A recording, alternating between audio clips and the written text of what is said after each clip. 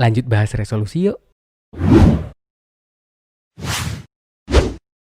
Oke, thank you banget buat kalian teman-teman The Podcaster yang sudah dengerin episode kemarin. Dan thank you banget juga untuk responnya. Dan kemarin juga gue membuat satu Instagram story yang tujuannya sebenarnya untuk mengajak kalian diskusi aja gitu ya, terkait dengan topik yang gue angkat kemarin, yaitu tentang resolusi.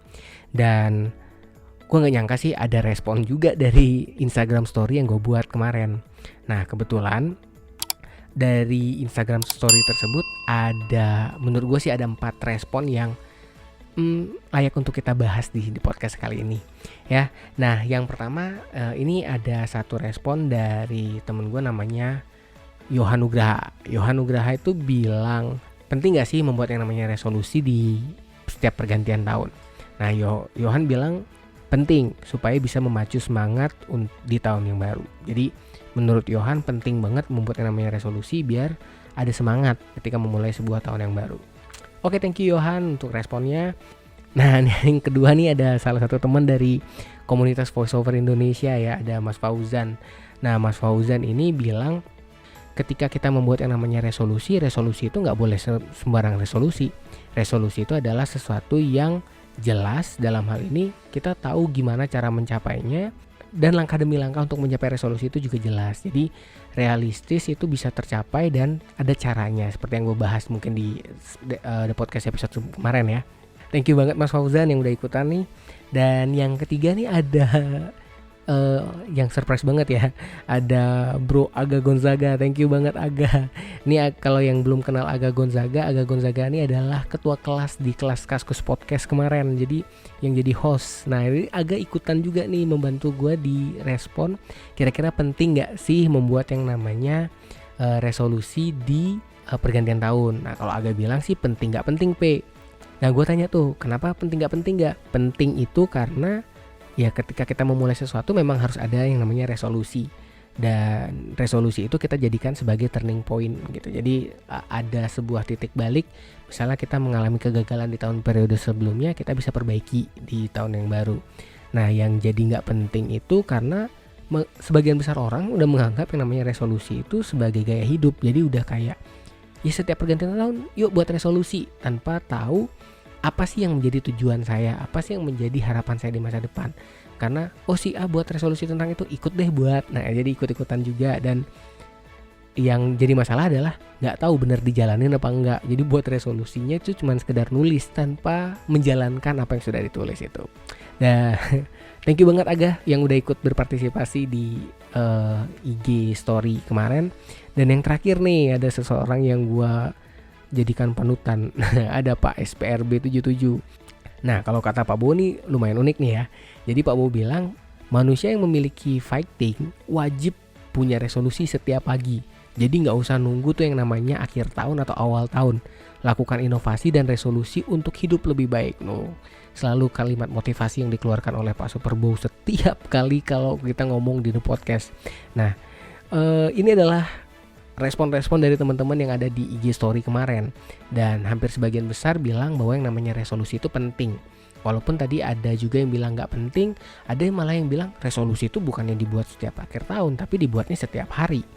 Nah, itu kembali lagi ke kalian ya. Tapi kalau kemarin gue coba diskusi juga di lingkungan kerja gitu ya. Di lingkungan kerja gue nanya beberapa temen, gue tanya, menurut kalian resolusi itu penting gak sih? Nah, responnya lumayan unik nih, karena temen gue ngerespon, dia bukannya gak percaya resolusi, tapi dia lebih ke arah takut membuat resolusi. Kenapa dia takut membuat resolusi? Karena ketakutannya itu muncul akibat dia ragu apakah yang dia tulis itu akan terpenuhi atau enggak, yang berdampak pada ketika hal tersebut tidak terpenuhi dia akan jadi kecewa. Ya, intinya hampir sama seperti yang gue bahas di podcast kemarin ya. Jadi dia sengaja nggak membuat yang namanya resolusi untuk membuat ya dia hidup gitu aja, maksudnya nyaman aja dengan kehidupannya tanpa harus memikirkan saya harus ngejar A, ngejar B, ngejar C. Jadi dia lebih ke arah takut untuk membuat sebuah target dalam kehidupannya. Tetapi salah nggak sih kayak begitu? Ya nggak ada yang salah kok, karena setiap orang memiliki caranya masing-masing dan setiap orang memiliki cara hidupnya masing-masing. Nah, kebetulan di sini gue juga ada satu artikel yang menurut gue menarik ya untuk kita bahas di The Podcast kali ini. Nah, artikel ini gue ambil dari CNN Indonesia. Judul artikelnya ini adalah 5 hal yang bisa dijadikan resolusi di tahun 2021. Kalau di CNN ini bilang, kalau kita mau buat yang namanya resolusi itu kalian harus punya yang namanya metode. Nah, di sini ada disarankan kita bisa menggunakan namanya metode SMART.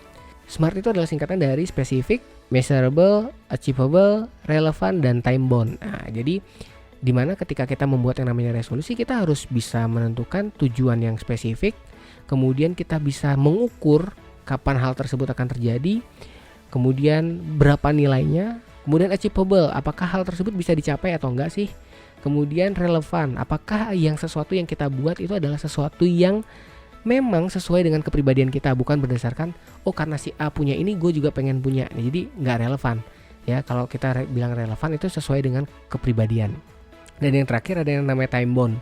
Time bound itu artinya adalah ya kita membuat resolusi ada timelinenya gitu. Jadi misalnya contoh pengen punya handphone di bulan Juni, ya udah di bulan Juni kalian harus tahu nih gimana caranya di bulan Juni punya uang sesuai dengan handphone yang kalian pengen.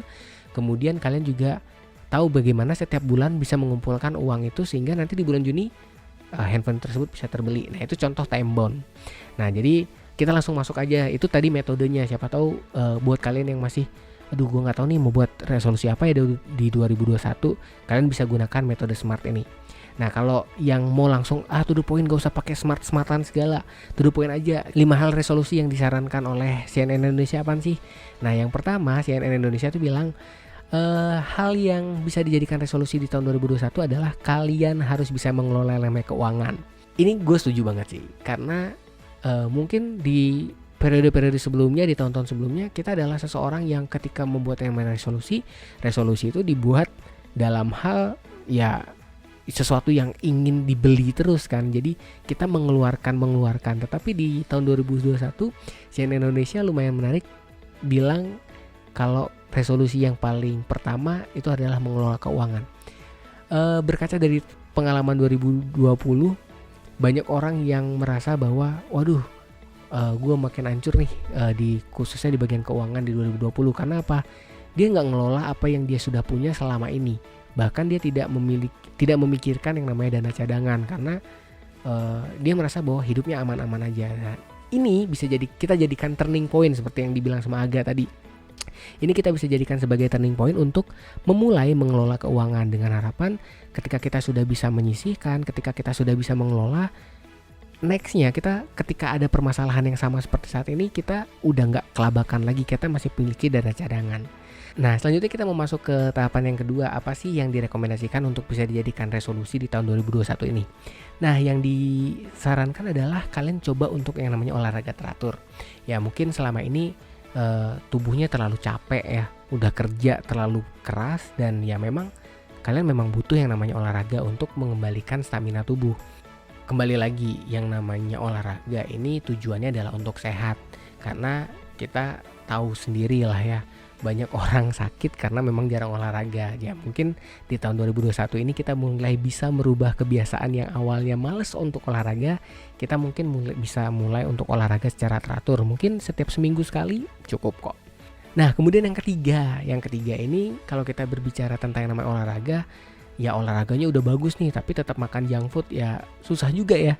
Jadi metabolismenya jadi nggak bagus. Jadi yang disarankan adalah ketika kita sudah berolahraga yang baik, coba kita belajar untuk membuat diri kita lebih konsisten untuk mengkonsumsi makanan-makanan yang bergizi.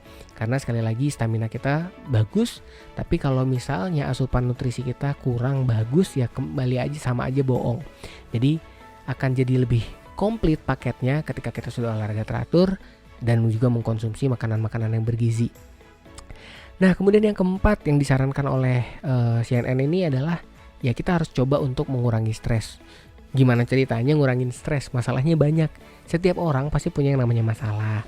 Tapi sebenarnya kita bisa mengalokasikan stres itu dengan sesuatu hal yang lainnya. Misalnya contoh sepertinya, aduh lagi kesel banget, ya udah olahraga deh.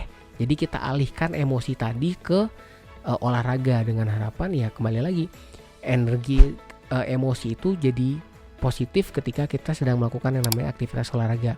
Kita jadi sehat, badan jadi segar, otomatis stresnya juga akan menghilang ya. Jadi kurangi stres dengan hal yang sederhana. Jalan-jalan juga bisa. Misalnya cuma pengen muter-muter naik mobil atau naik motor, silakan. Nah, rekomendasi yang terakhir yang disarankan oleh artikel ini adalah ya kalian diharapkan juga memiliki yang namanya me time. Jadi walaupun me time ini adalah sesuatu yang sederhana, tapi ini akan menjadi sesuatu yang penting ketika memang kalian sudah melakukan segala sesuatu dengan padat, kalian sudah melakukan segala sesuatu dengan keras. Nggak ada kok salahnya kalian juga melakukan yang namanya me time. Jadi ini bisa dijadikan sebagai resolusi, dimana ya tujuannya untuk sebagai relaksasi aja gitu. Me time yang dimaksud di sini gimana? Ya kalau misalnya kalian memang hobinya adalah orang yang suka nonton film, ya monggo nonton film aja.